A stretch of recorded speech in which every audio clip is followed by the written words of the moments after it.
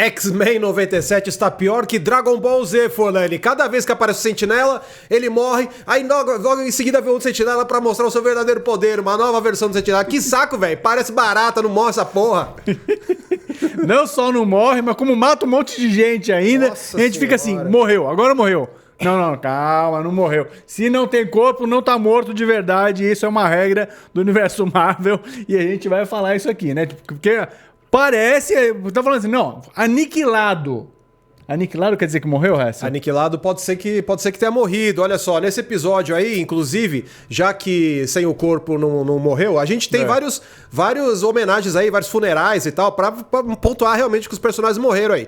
E a gente começa esse episódio, então, aí, o 7º episódio dessa temporada, com o funeral do Gambit. Olha só. Pois é. Bonita, aliás, que cena bonita, né? O Kurt falando lá, fazendo a homenagem final, né? Ele de padre, né? Tudo, né? Puxando para trás de novo, né? Sobre a origem dele. E muito legal a gente ver, cara, como eles se emocionam, né? Vendo ali realmente, né? Um dos seus, né? Um dos mais importantes X-Men, principalmente para os desenhos, né? O Gambit é muito importante, principalmente nos desenhos, mais até do que nos quadrinhos. Que foi embora, mas a vampira não estava lá. Isso deixa a Jubileu irada. Assim, como assim ela não tá aqui? Ela tinha que estar aqui com a gente.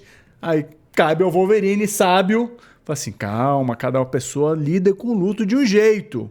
Acho que foi o Wolverine que falou isso, né? Foi, o Wolverine, O Wolverine tá fazendo ele tá muito de lado, não tá, Ele tá cara? bem de lado, ele tá bem de lado nessa temporada aí. Eu acho que era mais pra você fazer a equipe brilhar como equipe de verdade, como seus coadjuvantes, que tem, obviamente, nos quadrinhos muita importância, só que por conta dos filmes e tal, e a gente tem um filme que o Wolverine vai estrear lá agora, daqui a algumas semanas, você meio que transformou todos os outros em coadjuvantes do Wolverine e amigos, né? Mas, não é bem assim. Inclusive, essa nova temporada tá colocando o Wolverine meio de escanteio pra contar outras histórias. O episódio dessa vez foi focado na vampira, porque ela tá de luto pelo Remy. E aí ela vai meio que cometer as suas vinganças aí. Caralho, mano, ela sai muito putaça, velho. Ela sai putaça, tipo, ela tá nível super-homem de força ali. Né? Ela sai no deserto, vai pra uma base americana lá... E você vê ela chegando no lugar, o General Ross, né, aparece ali uma pontinha, né, pra quem conhece, gosta aí dos quadrinhos também, e vai ter em breve também no filme, né? No Capitão América 4, né? O General Ross tá lá e fala assim, não, galera, isso aí é só lá fora, ela não vai conseguir chegar aqui dentro. Essa base aqui aguenta o Hulk. Aguenta de dentro pra fora, né? Não de fora pra dentro. Mas ela chega dando uma voadora que nem nos games lá. Inclusive, a galera faz umas imagens aí no Twitter comparando e tal. Essa voadora que ela dá é uma voadora clássica dos jogos dos arcades de lutinha aí, né? Dos X-Men e tal. Que boa essa imagem, mano. Várias referências e também várias participações especiais, né? Voltando um pouquinho mais, a gente falou aí do General Ross, que ele vai ser vivido pelo Harrison Ford no cinema, no MCU e tal.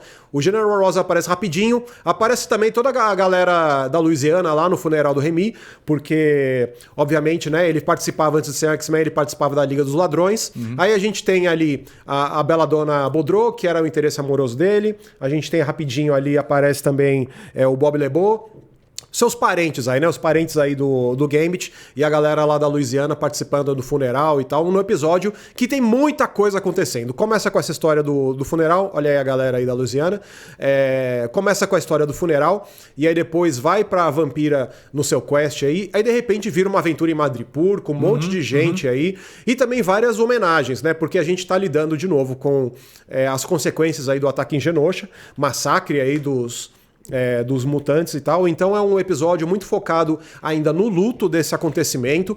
E aí achei interessante o episódio porque ele mostra muito um aspecto multicultural do universo dos mutantes. Sim. Então você tem essa coisa do pessoal da Louisiana, aí você tem uma menção ali à cultura mexicana também, você tem um lado do Roberto da Costa acertando as contas com a mãe dele, então tem uma coisa ali de você mostrar que os X-Men não são só apenas os americanos, tem uma coisa ali mundial e multicultural dos X-Men. Só falar rapidinho aqui num parênteses sobre o Roberto da Costa, né, o nosso Mancha Solar saindo do armário, né, ele vai junto com a Jubileu, pô, ele pede ajuda da Jubileu, pô, vamos lá, tal, fala comigo, que eu sou mutante, que na verdade, assim, ela que incentiva ele, né? Fala assim, pô, que bom que você tá aqui, você vai poder falar com seus pais, e não eles ficarem sabendo que você era um mutante porque você apareceu morto e tal. Daí, na hora que eles chegam lá, tá tocando uma bossa nova, cara, uma bossa nova desafinada pra caramba. Uma bossa meio bossinha, meio mano. tímida assim, né? E daí a mãe falou assim: não, gente, já sabia, que bom que você veio falar comigo, obrigado, né? Tipo, ela agradece e tal, fica feliz. Falou, não, a gente já sabia, né? Esse tanto de coisa, de merda que você tinha feito em casa aí. Tipo, você achou mesmo que eu ia acreditar que eram piratas somalis que tinham botado fogo na nossa casa, não sei da onde, não sei o quê. Não, os piratas somalis que tinham sequestrado ele, que ele desapareceu uma hora e tal. Putz, não é isso, né? Mas daí ela fala assim, não, mas a gente vai ter que dar um jeito aqui, porque eles são milionários, bilionários, sei lá, e tem todos os como é que fala? Os acionistas, né? Pra tomar conta ali, não pode falar que você é mutante, a gente tá vivendo num momento muito delicado ali. Inclusive tem uma outra cena que mostra esse momento político, né, que tá acontecendo nesse momento com os X-Men, que é o Scott falando com o presidente, né? Exatamente. O Senador Kelly é um personagem famoso aí, conhecido não só do desenho, mas também dos filmes. Lembrando que o Senador Kelly é um dos pivôs aí, né, das histórias da trilogia, dirigida pelo Bryan Singer e tal. Nos quadrinhos e também nos desenhos agora ele deixou de ser um senador, ele é o presidente americano, e ele se bandeou pro lado dos mutantes. Então ele virou um aliado dos mutantes, mas ao mesmo tempo ele fala, olha, tipo, tenho minha responsabilidade com os meus eleitores aqui e tal. Então, tipo, ele tem que... A gente tem basicamente um episódio que deixa os X-Men à deriva. Porque eles não podem contar com o governo, não dá pra contar com os vigilantes, os super-heróis americanos, o Capitão América também lava as mãos, ele fala, tipo, não posso, não sei o quê e tal. O que você falou aí? Capitão o quê? O Capitão América. Finalmente apareceu! Bandeiroso. Sendo restituído aí a sua função ridícula de ser o policial. O bandeiroso aí, como fala? O escoteiro mirim aí dos Estados Unidos e tal, tipo, nos filmes também do MCU ele tem outro perfil e tal, mas muitas vezes ele faz essa função aí, parecido com a do Superman também, de ser o pau mandado dos Estados Unidos. Só joga no que tá escrito pelas regras do livro, né? Exatamente, e aí isso é interessante dramaticamente porque deixa os mutantes muito à deriva, eles não podem contar com ninguém, e aí é meio que cada um por si. A vampira comete um gesto ali no final, quando ela deixa o Bolivar Trask cair do prédio em Madripoor e tal, muito forte, dramaticamente também. Os mutantes falam, porra, o que você fez e tal, e ela com a chuva na cara, e, tipo, as gotas as lágrimas que escorrem junto com a chuva aí do Blade Runner. Sim. E ela não teve misericórdia do cara também. Que tá, assim, ele não é o vilão, né? Cada episódio parece que o plano, na verdade, tem um vilão diferente. Aí é mais camada que cebola, velho. Fala sério. Não era o Bolivar Trask. Também não era o Henry Garrick. Aí fala assim, na verdade não, é o agora Sinistro. É o Sinistro, tá tranquilo, a gente já sabe quem que é agora. Não era o Sinistro, errado, não era o Sinistro, era o Bastion. Bastion, um personagem que algumas bolas já cantadas aí nos episódios anteriores, ele finalmente é revelado. Ele é o vilão por trás aí da tal da OZT. A OZT, o que é? Operação Tolerância Zero. Olha só que legal.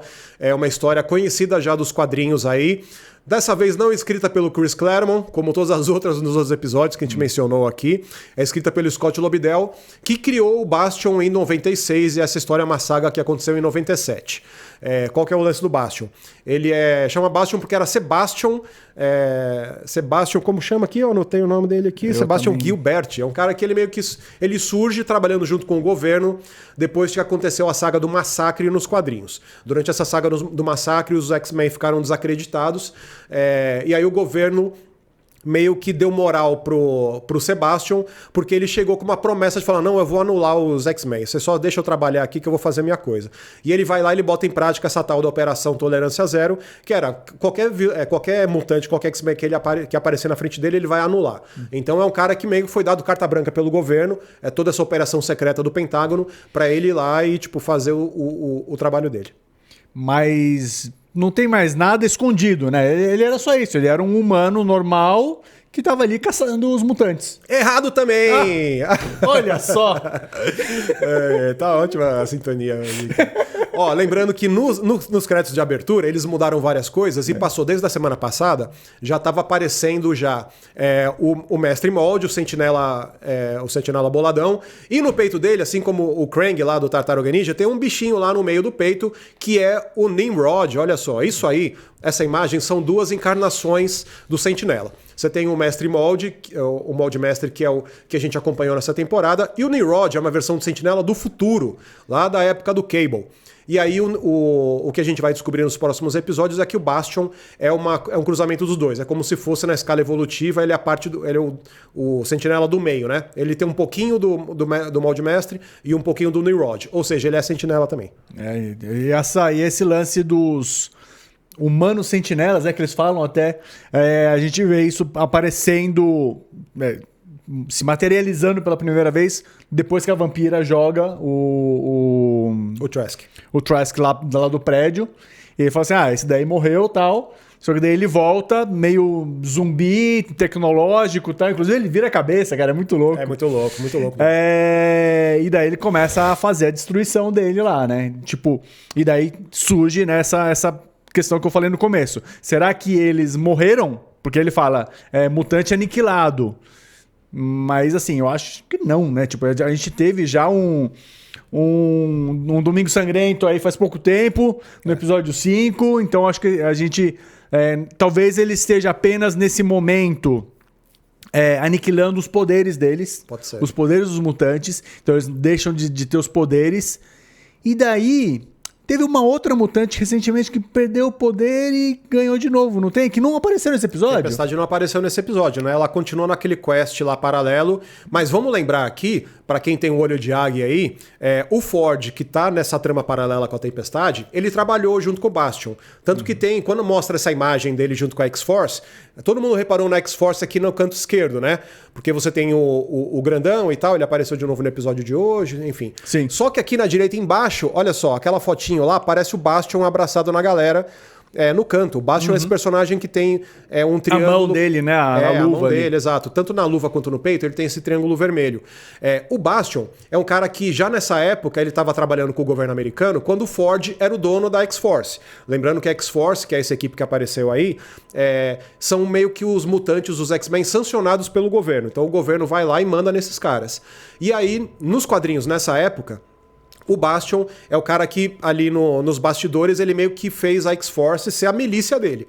E aí ele trabalhou junto com o Ford nessa época. Então, a partir do momento em que a gente sabe que essa relação existe nos quadrinhos, ela tá aí, transporta pra TV, e aí o Bastion ele vai meio que se revelar. O que aconteceu nos quadrinhos é que, por conta do massacre, os mutantes estavam lá desacreditados, o Xavier meio que se rende, e aí a escola fica à deriva. E o Bastion vai lá, ele meio que assume a escola, e a partir desse momento ele tem acesso aos protocolos dos X-Men, em que ele tem a ficha de todo mundo. E aí com a ficha de todo mundo ele consegue anular os X-Men um a um. Vamos ver se eles vão entrar nesse mérito também na televisão.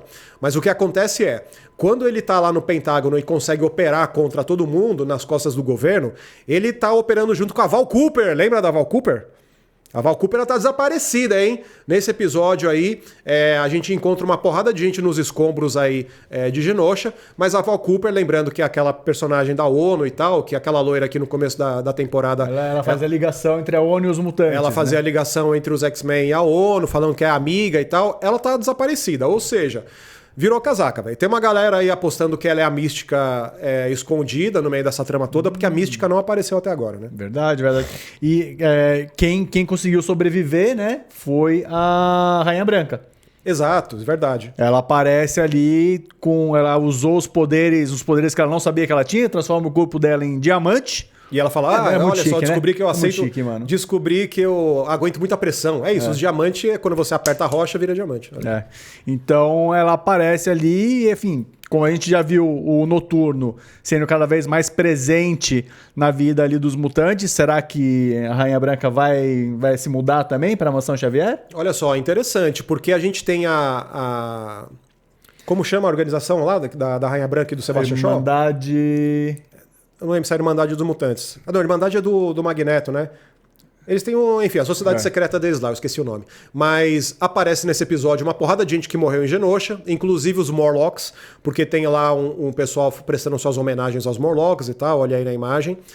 Além disso, a gente vê numa outra cena uns escombros caindo em cima do Sebastian Shaw e da galera lá, que são o pessoal aí da Rainha Branca. Clube do Inferno. Clube do Inferno, exato. É o pessoal do Clube do Inferno e parece que só a Emma que sobrevive. Então é meio possível que ela se bandeie pro lado dos X-Men depois disso. E ela teve casos já com o Magneto? E com o Wolverine? A essa altura aí do campeonato, não tenho certeza, mas ela, enfim, né? Tipo, sedutora, ela tem caso com todo mundo, né? Enfim, né? Tipo, continuando aí a talaricagem dos X-Men. Por que não, né? Olha, falando em talaricagem, parece que pelo menos uma situação aí se resolveu, que é aquele triângulo amoroso bizarro das duas Jean Greys. Porque o Scott, ele tá chorando aí as suas mortes todas e tal. A Madeleine Pryor, tava todo mundo apostando que ela fosse aparecer nos escombros, porque tem uma hora que a Jean Grey, com a sua telepatia, percebe uma telepata nos escombros e fala, puta, deve ser a Madeleine Pryor. Eles vão ver lá ver a Emma Frost. Ou seja, a versão clone da Jean talvez tenha aí ido de arrasta pra cima em Genosha, mas a gente pode descobrir aí no futuro que não tem o corpo, não tem a morte. Então isso pode acontecer com ela. Mas você sabe quem, eu lembrei agora, quem teve um caso com a Emma foi o Scott. Foi o Scott, lógico. O Scott é foda também. Quando a Jean tava fora. We were on a break! Põe o set do Friends aí. Outra coisa interessante envolvendo os Scotts e tal, é que o Cable meteu o Mestre dos Magos de novo, mais uma vez. Ele aparece do futuro aí pra resolver a questão junto com o Sentinela Viral, o Sentinela Prime. Dá pra chamar dos dois jeitos, né? Porque você tem esse vírus tecnológico, que eu acho que inclusive talvez seja similar ao vírus que o Sinistro estava tentando aplicar lá no Cable, quando ele estava com o bebezinho e tal. É louco porque ele parece que ele é ativado em momentos de pressão extrema, né? Alguma coisa assim, né? Tipo, ele fica lá incubado e tal, aí acontece alguma coisa, tipo a morte do Trask, por exemplo, ou a quase morte, sei lá, se ele chega realmente a morrer, e daí, tipo, liga isso daí, ele volta. É como se fosse um zumbi, né? Como se virasse um zumbi. E aí, os sentinelas que são criados pelo Bastion, dá pra chamar aí Sentinela Viral ou Sentinela Prime. Sentinela Prime é o nome oficial nos quadrinhos, e a gente vê aí realmente ele aparecendo com essa nova encarnação dos sentinelas e tal, e o Cable sabe como desativar, porque ele vem do futuro, ele joga lá uma bomba eletromagnética e fala, não, é assim que a gente combate esses caras aqui. Aí ele fala isso e fala, dropei, tchau, volto depois. Não, mas antes disso ele fala assim, papai, agora não é hora pra gente fazer DR. Sem DR agora, papai. Chamou de papai, é foda, né? É que a Jean fala, né? A Jean pega e fala, esse cara aí é teu filho, na verdade, né? Tipo, coisa que o Scott não sabia até aquele momento. Aí o Scott fala assim, que meu filho quer? Não tem um filme desse tamanho, não. Não, tem sim. Esse cabelo branco aí, qual é? Porque é o Nathan Summers aí crescido do futuro, é isso que rola. E aí a gente descobre também que outro sobrevivente lá de Genosha, inclusive o Sentinela... percevejo gigante lá, Godzilla, tinha falado, ameaça anulada e tal. Mas o Magneto não morreu.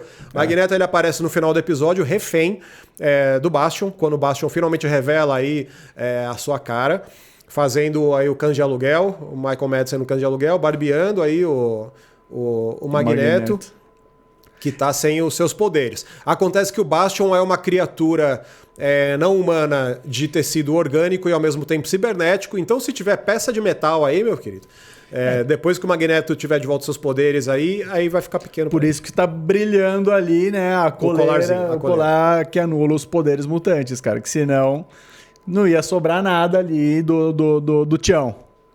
É isso aí, olha só, mais curiosidades aqui, ó. O Bastion, ele é dublado pelo Theo James, que você deve lembrar aí, o cara que fez participou da última temporada do White Lotus.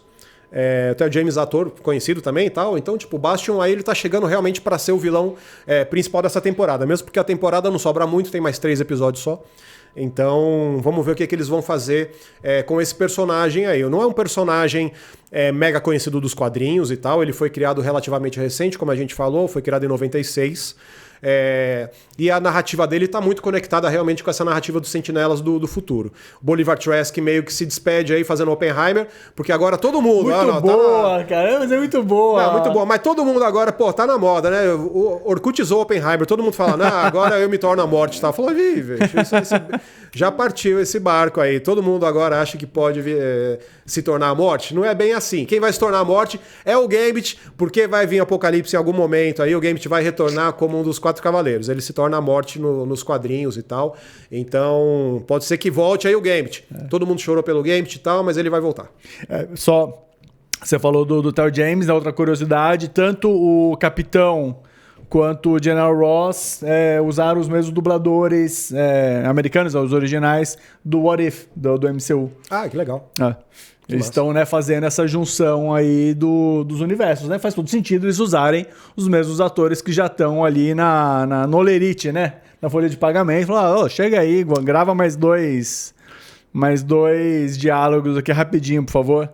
É isso aí, já aproveita, pô. Mas é isso, o Bastion, inclusive, aí num comentário super metalinguístico, ele chega pro Sinistro e fala: Sinistro, você tá aí desde 1992 tentando derrotar essa galera aí. Obviamente ele está fazendo uma referência ao ano em que começou o desenho, a série animada dos X-Men. Então ele tá chegando com a promessa aí de conseguir resolver o que o Sinistro nesses 30 anos, 40 anos? 30 anos.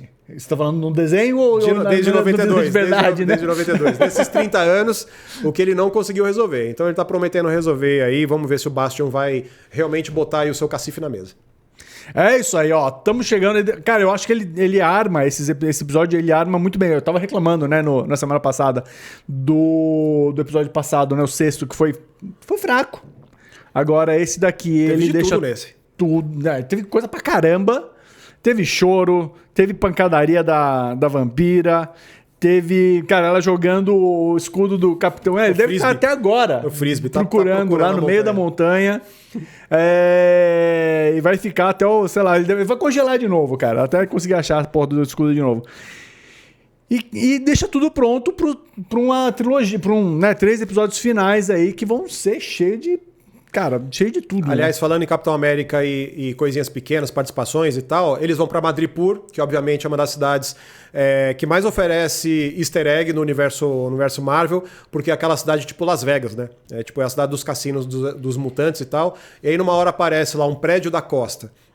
E no fundo aparece um logotipo lá da Indústrias Stark. Então é capaz até que o Homem de Ferro apareça aí. Ai, caramba. Bastante coisa. O Stark eu não tinha visto, não. Mas é isso aí, olha só, estamos chegando no final então dessa temporada aí de X-Men, lembrando que está renovado para mais um ano, então muita coisa aí que está sendo sugerido pode ser que vai ser recompensado, vai aparecer realmente mais no futuro. Mas bora continuar comentando aqui, porque tá muito massa esses desenhinhos aí. Eu volto pro final só. Né? Você vai viajar, é verdade, CCXP. Vai ser CCXP médico nas próximas semanas aí, mas eu volto aqui pro final. Nem que eu tenha que tirar alguém daqui. Eu vou aniquilar quem tiver aqui no meu lugar para voltar e fazer o final. Vai voltar a sentinela, o Folha de Sentinela. Valeu.